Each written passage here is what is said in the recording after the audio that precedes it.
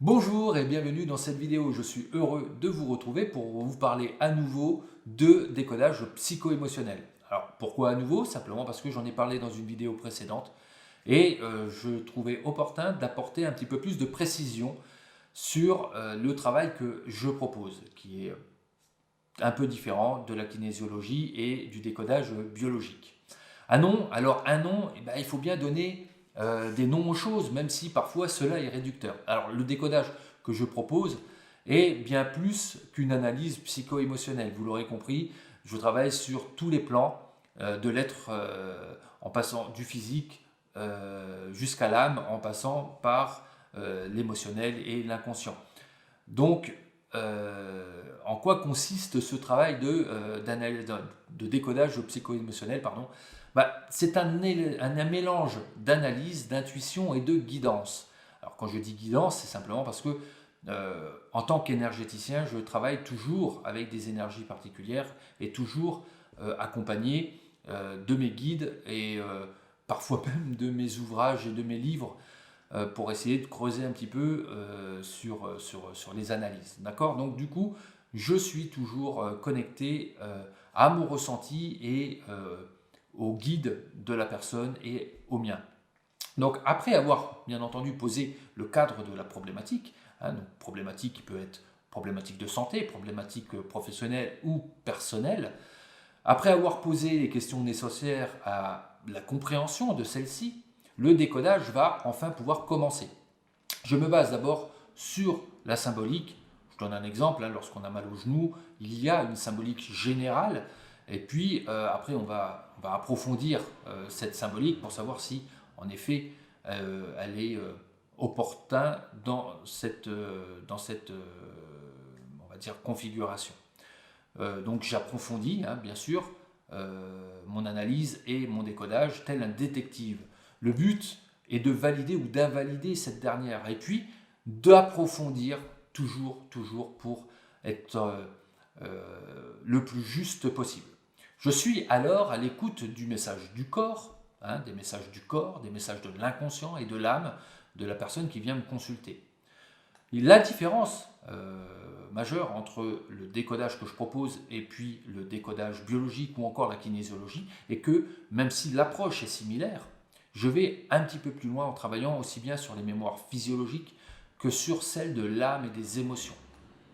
Alors que l'origine de la problématique trouve sa source dans l'environnement, dans le physique, le corps, dans l'inconscient, les émotions, ou alors dans la lignée familiale, donc là on rentre dans le travail transgénérationnel, ou encore au niveau spirituel, vous connaissez les mots de l'âme, le travail de décodage va se faire en toute transparence et de la même manière.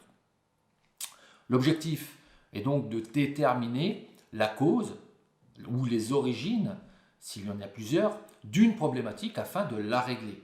Une fois que cela est fait, ça peut demander, par contre, ça peut demander beaucoup plus de séances qu'une seule, une, deux, trois séances, d'où le terme d'accompagnement. Une fois que la cause de la problématique donc est découverte, on passe à l'étape suivante. Et l'étape suivante, c'est de l'accepter avant de pouvoir l'intégrer. L'accepter, c'est pas toujours facile parce que lorsqu'on travaille sur du décodage, on peut très rapidement déterminer que d'une manière directe ou indirecte, ou consciente ou plus ou moins consciente, nous pouvons être responsables de cette problématique. Et donc du coup, c'est vrai que l'accompagnement trouve toute son essence, sa validité dans le fait que il faut aider le consultant à accepter d'être un petit peu à l'origine de cette problématique, si c'est le cas.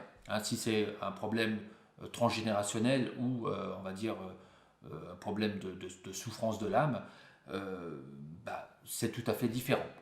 Mais une fois que l'étape de l'acceptation est faite, on passe à l'intégration.